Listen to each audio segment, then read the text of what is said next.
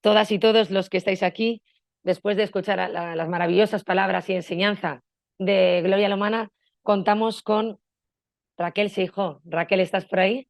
Hola, Muy ¿qué tal? buenas Buenas tardes. tardes. Esto está saliendo perfecto y gracias por estar ahí, Raquel. Gracias Raquel, por invitarme.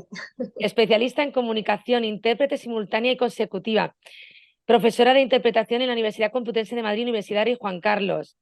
Vas a hablarnos sobre tu intención al descubierto, lo que transmite tu comunicación no verbal. Correcto. Y además, fíjate que miras y transmites que yo te conocí gracias a esas palabras que una vez en un congreso de los nuestros, Correcto. pues llamaste la atención y no podía dejar de escucharte, ¿no? Así que Luis y yo enseguida dijimos, ella tiene que estar. Y ahí Pues está. muchas gracias. No Muchas te, gracias ro por la no, invitación. no te robamos tiempo cuando desees. Gracias, Raquel. Estupendo, gracias a vosotros. Si me lo permitís, me gustaría empezar pidiéndoos que analicéis si de las 3 frases que voy a decir a continuación percibís lo mismo. ¡Qué alegría estar aquí! ¡Qué alegría estar aquí! ¡Qué alegría estar aquí! ¿Habéis percibido lo mismo? ¿Creéis que mi intención es la misma en los 3 casos? ¿Llegáis a la misma conclusión respecto a lo que quiero decir? Probablemente no. Pero la pregunta es, ¿por qué? Porque he dicho exactamente lo mismo en los 3 casos. A nivel lingüístico, mi mensaje fue idéntico. Mismas palabras, misma construcción gramatical. Sin embargo, la conclusión a la que habéis llegado, el significado que le atribuís a cada una de esas frases, no es el mismo. Y lo curioso es que en lo que os habéis basado para determinar qué estoy diciendo realmente no han sido mis palabras, sino mi comunicación no verbal. Habéis prestado atención no solo a lo que he dicho, sino a cómo lo he dicho. Y es que el modo en que usamos nuestra voz, las pausas que realizamos, los gestos que empleamos, todo ello influye en la transmisión de nuestro mensaje. Ahora yo me pregunto, ¿esto sucede con personajes públicos? ¿Es posible que determinemos el atractivo de un personaje o el interés que nos causa? O incluso voy más allá, ¿es posible que determinemos si votar o no a un político no por lo que esté diciendo, sino por cómo lo está diciendo? Vamos a verlo con un ejemplo. ¿Veis mi pantalla, verdad, Almudena? La vemos, sí, Raquel. Estupendo. Pues vamos a poner esta teoría a prueba y os voy a mostrar brevísimos fragmentos de 2 políticos que se presentaron para partidos opuestos a unas elecciones. Y os voy a pedir de nuevo que analicéis si alguno de los 2 os resulta más llamativo, os capta más la atención o incluso si consideráis que uno de los 2 es más aceptable si tuvierais que escucharlo durante más de una hora. Vamos allá. But on this January night, at this defining moment in history, you have done what the cynics said we couldn't do. ¿Habéis oído? Vamos a su contrincante. In 2004, I expect to be campaigning for the re-election of President George W. Bush, and by 2008, I think I might be ready to go down to the old soldiers' home and await the cavalry charge there. Tenemos a 2 oradores muy distintos. Por un lado, Obama juega con la entonación, realiza pausas, varía el volumen, lo eleva justo cuando va a decir algo importante, mira al público, modifica su expresión facial. Por el otro lado, McCain mantiene una entonación bastante lineal, apenas juega con la expresión facial, no realiza ninguna pausa. Esto tiene como resultado un Obama que crea expectativa y un McCain que apenas consigue siquiera captar el interés de quien le está escuchando. Lo curioso es que, independientemente de lo que están diciendo, nos atrae uno u otro, de nuevo, no por lo que dicen, sino por cómo lo dicen, es decir, por su comunicación no verbal. ¿Qué es la comunicación no verbal que ya he mencionado varias veces? Podemos definirla como toda esa información, por supuesto distinta de las palabras, que transmitimos cuando nos comunicamos. Y lo hacemos a través de elementos distintos de estas palabras, pero que están presentes y que los utilizamos de manera consciente o con frecuencia también inconsciente. Y es que cuando hablamos no nos limitamos única y exclusivamente a emitir palabras, sino que las cargamos de intención, de sentido. Creamos efecto gracias a la comunicación no verbal, a todos estos elementos que podemos dividir fundamentalmente en dos grandes bloques. Por un lado hablamos de la kinésica, que es quizá la parte más conocida de la comunicación no verbal.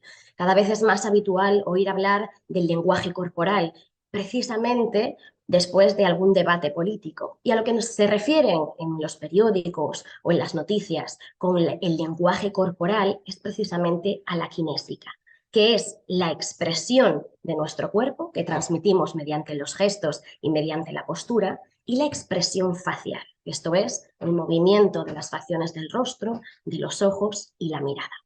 Y si bien es cierto que esta es una parte importante de la comunicación no verbal, no es la única. Hay otro gran bloque, mi favorito, que es el paralenguaje, es decir, la voz y todas sus características con las que jugamos para transmitir nuestro mensaje. Podemos dividirlo en 5 grandes bloques. Por un lado, tenemos el timbre, que es el tono habitual con el que solemos hablar. Es cierto que podemos variarlo, puedo hablar más grave, puedo hablar más agudo, pero sí que solemos tener un timbre habitual que es nuestro tono de voz.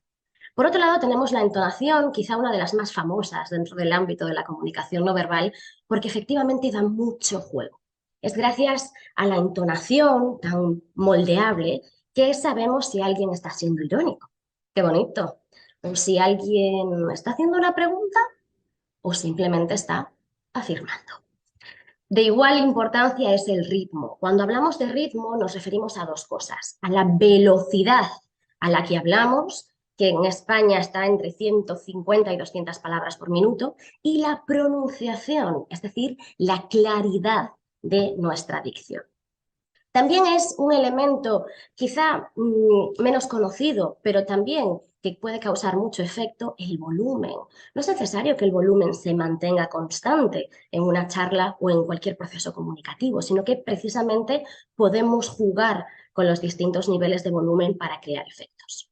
Y por último, uno de mis favoritos, los silencios. Este gran olvidado en las comunicaciones en general, ¿sí? Es un error quizá típico cuando nos enfrentamos por primera vez a una exposición oral, el intentar rellenar todos los huecos con esas muletillas vocales, ese que realmente resulta muy molesto. Sin embargo, un silencio bien colocado puede crear mucho efecto y es una herramienta fabulosa. Todos estos elementos los utilizamos cuando nos comunicamos. Están presentes en cualquier proceso de comunicación y de hecho creo que aquí estaremos todos de acuerdo que cuando un ponente juega con la entonación, varía el volumen, coloca los silencios adecuadamente, mantiene una velocidad y una dicción adecuadas, eso nos facilita enormemente la comprensión de ese discurso. Y efectivamente, todos estos elementos están presentes en cualquier proceso, cuando hablamos o cuando callamos. Y es que comunicamos incluso sin quererlo, sin mediar palabra. Nuestra comunicación no verbal puede llegar a traicionarnos y dejar nuestra intención al descubierto. Vamos a ver si ese es el caso con otro brevísimo fragmento que os traigo. Y, de nuevo, no me interesa tanto que prestemos atención a lo que están diciendo, sino que analicemos el rostro de la persona que aparece. Os doy un poco de contexto. La personaje que vais a ver aquí es Bill Clinton cuando era presidente de los Estados Unidos, y lo que os voy a mostrar es su reacción inmediata tras escuchar la pregunta de uno de los miembros del público, futuros votantes. Y de nuevo, no se oye siquiera la pregunta, pero me interesa que nos fijemos en el rostro de Bill Clinton. Back into prosperity. Thank you. Mr. President. The answer to your question is I can't. Ha sido muy breve, lo voy a poner de nuevo para que lo veamos bien. Back into prosperity. Thank you. Mr. President. The answer to your question is I can't. Lo voy a exagerar, pero básicamente lo que ha hecho Bill Clinton ha sido esto. Incluso no solo muestra sorpresa, sino que presiona la lengua contra el interior de una de sus mejillas. Si tuviéramos que ponerle subtítulos a esa expresión, sería algo así como: vaya pregunta, a ver ahora cómo la respondo. Y efectivamente la contesta como le corresponde. Pero en este caso, su comunicación no verbal le ha traicionado y ha transmitido una información que él no quiere transmitir y que de hecho no transmite con sus palabras, pero que ha sido muy clara para el observador atento a la comunicación no verbal. Sí es importante hacer un pequeño inciso aquí para especificar que cuando hablamos de comunicación no verbal, del análisis de los elementos no verbales, es tremendamente importante que tengamos en cuenta el contexto. No podemos extraer un elemento no verbal y analizarlo de manera aislada e individual, porque es precisamente el contexto en el que tiene lugar y los demás elementos no verbales a los que acompaña y en los elementos verbales que complementa lo que realmente dotan de sentido y significado a ese elemento no verbal. Soy consciente de que con frecuencia se publican en distintos medios, fiables o no fiables, pequeños diccionarios de este gesto significa esto, este otro gesto significa esto otro, un silencio depende. Como buena gallega he de decir que depende. Y para que un análisis sea realmente útil y para que su resultado sea realmente veraz, necesitamos tener en cuenta los elementos no verbales en su contexto. Un silencio no va a significar lo mismo después de una pregunta incómoda que después de una afirmación rotunda, que en medio de una frase. Por lo tanto, es importante tener en cuenta el contexto. Pero desde luego, como vemos con estos ejemplos, la comunicación no verbal es tremendamente reveladora y transmite mucha información. Volvemos a los ejemplos de antes. Cuando vemos a Obama o a McCain, e independientemente de lo que digan, decidimos prestarle más atención a uno que a otro, o me remonto más atrás en mi propia charla, cuando pronuncié las tres frases, prestáis más atención o decidís que una de las tres es más adecuada que la otra, no realmente por lo que estoy diciendo, sino por cómo lo estoy diciendo. Y si os hubiera pedido que me explicarais por qué, probablemente me diríais que por instinto, por intuición, que os lo dice un sexto sentido. Pero realmente, eso que llamamos intuición, eso que llamamos sexto sentido, es nuestro cerebro analizando en un segundo plano la comunicación no verbal. Lo hacemos de manera inconsciente, pero nuestro cerebro añade esa información a la interpretación de todo el proceso comunicativo. De hecho, cuando hay una incoherencia entre el mensaje verbal y el no verbal, curiosamente, tendemos a darle más credibilidad al mensaje no verbal. Cuando un niño nos dice no, yo no me he comido el chocolate, su mensaje verbal nos dice una cosa, pero su mensaje no verbal nos dice otra. Y le damos más credibilidad a este. ¿Por qué? Pues porque la comunicación no verbal es sutil, sí, pero tremendamente reveladora. Es natural. Por eso la dotamos de más credibilidad, porque no la dominamos, no la controlamos de la misma manera. Es más espontánea. Pero reitero una vez más, está ahí y de hecho de manera constante. Si yo dejara de hablar, dejaríais de atribuir significado a mis palabras, pero no dejaríais de atribuir significado a mi comunicación no verbal. Y es que, aunque pensemos que no estamos haciendo nada, que no estamos transmitiendo nada, nuestra comunicación no verbal sí aporta información sobre nuestra actitud, sobre nuestra personalidad. Aquel que quiera observar puede leer mucho más allá de mis palabras. Y esta es una cuestión especialmente analizada, cuidada y medida en el ámbito de la política. Es más, se considera que el punto de inflexión respecto a la atención que el ámbito político ponía sobre la comunicación no verbal tuvo lugar en Estados Unidos en los años 60, cuando se televisó por primera vez el debate presidencial entre Kennedy y Nixon. Y esto fue una llamada de atención, lo que marcó ese punto de inflexión por los resultados del sondeo. Y os explico. Resulta que a nivel de contenidos los dos candidatos iban bastante igualados. Pero cuando preguntaron a los ciudadanos a cuál de los dos consideraban ganador, hubo una diferencia importante basada en cómo habían seguido el debate. Y es que los que lo habían oído por la radio creían que Nixon había sido el ganador. Pero cuando preguntaron a los que lo habían visto por la tele, consideraron que en realidad el vencedor era Kennedy. ¿Y por qué? Pues por algo muy sencillo. Nixon estaba acatarrado y recuperándose de una lesión de rodilla, con lo cual aparecía pálido, demacrado, ojeroso, incluso curvado, y hasta el traje le quedaba flojo. Sin embargo, Kennedy estaba moreno, maquillado, le habían entrenado sobre cómo sentarse, cómo colocarse. ¿Esto a qué dio lugar? A un Kennedy que transmitía una imagen fuerte, enérgica, de poder, y un Nixon que transmitía una imagen cansada, agotada y débil.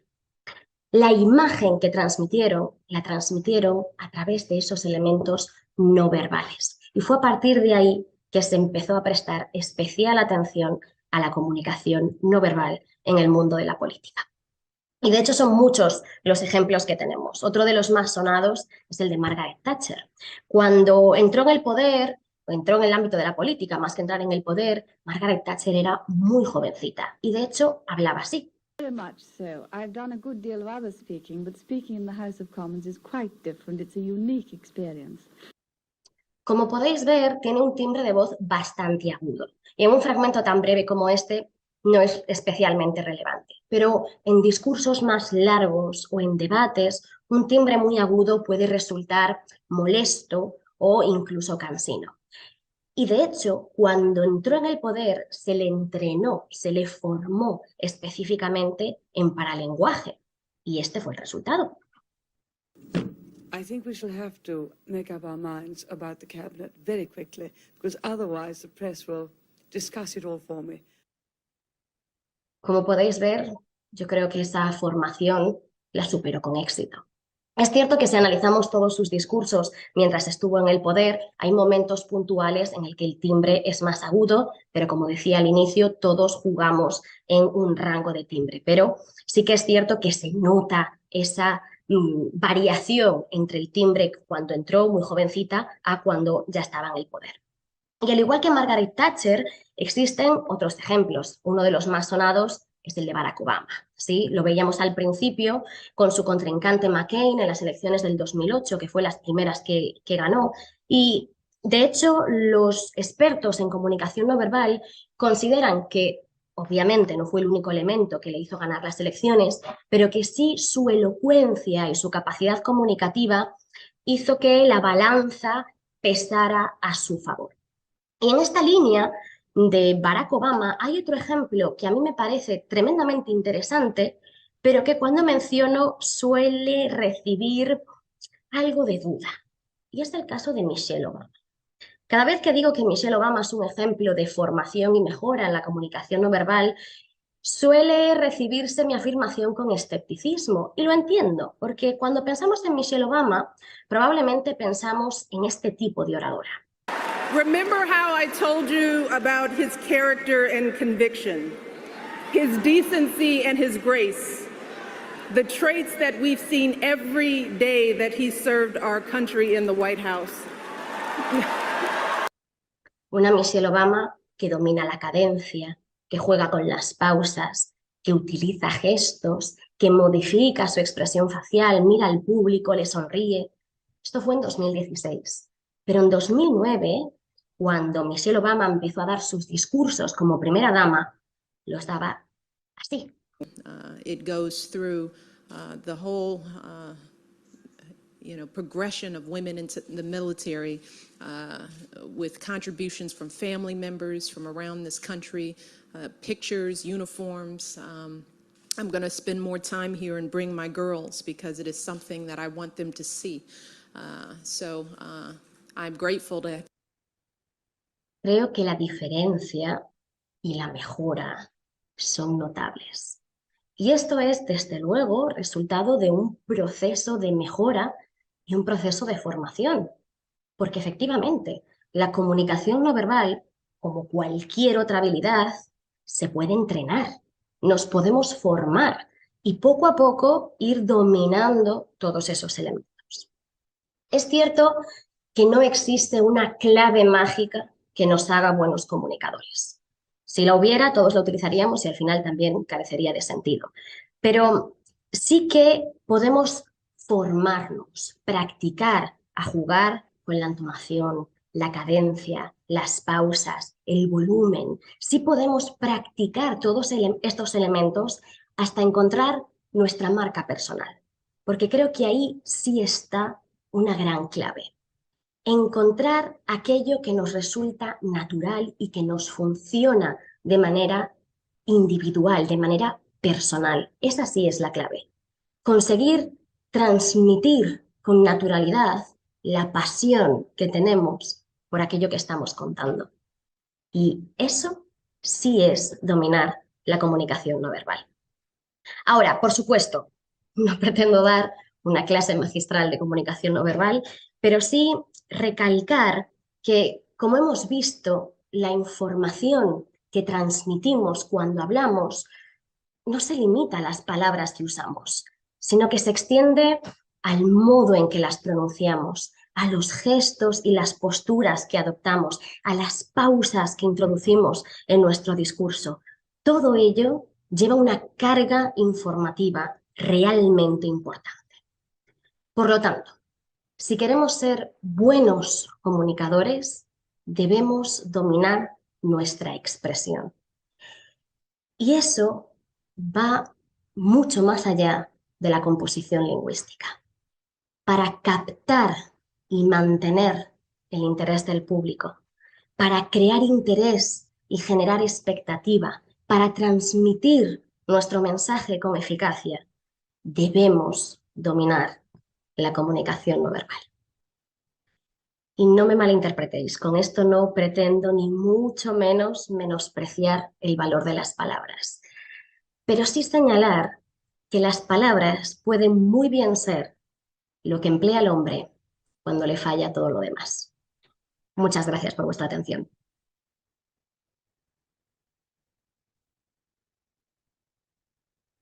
Muchísimas gracias a ti. Qué maravilla. Raquel, no sé, están poniendo por aquí Marina Camino, magnífico. Laura Morlo te está diciendo excelente presentación. Raquel Seijo. Gracias. No sé, es increíble, pero fíjate que me quedo, Raquel, cuando comentas el tema de que es que yo tengo alumnos, ¿no? O compañeras que dicen, es que Almudena, a mí yo no sirvo para hablar en público, ¿no? Yo no tengo capacidad. Otros dicen no me apetece. A los que dicen no me apetece les digo maravilloso. No todo el mundo tiene que hablar en público ni todo el mundo tiene que estar en un front office. El back office lo tiene que ocupar también alguien. Pero sí es cierto que a los demás siempre digo, pues como hizo Michelle Obama, ¿no? Y tú lo has comentado fenomenal. La formación, el entrenamiento y el dominio de elementos. Mi pregunta es, Raquel, dinos en cuestión de minutitos a qué elementos haces referencia. ¿Qué elementos tenemos que dominar para tener una un dominio de la retórica, el poder transmitir sin resultar pedante, sin resultar antipático, sin resultar un alocado. Sí, totalmente de acuerdo. Creo que es cada vez más frecuente y lo vemos también en algunos telediarios el impostar la voz en exceso. Cuando nos hablan así, que llega un momento que es agotador. Es agotador precisamente por lo que decía antes, porque no nos resulta natural. Yo creo que la clave de un buen comunicador es el que encuentra lo que le funciona de manera individual. Por ejemplo, un consejo que se suele dar es sonríele al público. Bueno, depende. Si a ti no te sale sonreír y vas a sonreír como Sheldon en The Big Bang Theory, que da un poco de vergüenza verle, pues es mejor que no sonrías. Realmente mi consejo siempre es ir jugando con todos esos elementos, con las pausas, con los distintos niveles de volumen, con la entonación, hasta que encontremos eso que nos funciona, que realmente nos sale natural, que suena natural y que nos permite transmitir esa información que queremos transmitir. Pero sobre todo, con lo que tú mencionas de los alumnos, es romper ese miedo, ese cristal que nos ponemos de no, esto no es para mí. Bueno, si lo pruebas y decides que no te gusta, perfecto. Pero yo creo que hay que probarlo y con una buena formación de la mano de alguien que realmente nos lleve de la mano, literalmente, y nos permita jugar hasta encontrar ese punto que nos funciona, yo creo que esa es la clave. Pues maravilloso. Creo que habrá que hacer un taller, Raquel, la próxima vez un taller. Encantada. Sí, y además, fíjate, voy a decir algo que quiero decirlo. Hay orden en tu espacio y eso es muy importante. No, es fundamental y yo eso hago mucho hincapié. Y luego también, por ejemplo, cuando estábamos haciendo lo de impostar, ¿no? Lo de sobreactuar, porque los actores, las actrices, a mí me encantan. El cine, ¿no? Me apasiona. Pero no cuando se está dando un discurso político. Eso no es tener carisma. No es carisma aquel política que habla como si quisiera mostrarnos que sabe más que nadie. Pero porque se nota que es falso, Sí, que es fingido. o peor, no sé si recordamos alguna persona, alguna señora que habló en un evento muy importante de carácter institucional y que hablaba que parecía que estaba, no sé, era muy desagradable y luego afortunadamente la gente del pueblo llano, como nosotros, pues lo criticó. Y se trata de ser natural, ¿no? Raquel, con nuestros errores, que no deberíamos cometerlos porque debe estar todo preparado, pero el estar preparado no significa que no pueda haber errores. Exactamente. Y el ser, qué bonito es la persona que es natural, la persona que sonríe, no la Desde persona luego. que es que además por ciertas circunstancias ya no pueden ni gesticular, ¿no? O sea, bueno, en fin, pues vamos a terminar con este toque de humor. Raquel, 1.000.000 de gracias. A vosotros, es un placer siempre, así que os agradezco enormemente que me hayáis invitado, es un placer y deseo mucho éxito a lo que queda, que seguro que saldrá todo maravillosamente bien. Queda pendiente lo del taller. Encantada, cuando quieras. Ya hablaremos, Raquel. Gracias, Muchas un abrazo, gracias, Almudena. mucha suerte y que sigas formando y educándonos de esta manera. Gracias. Muchas gracias. Hasta Adiós. luego.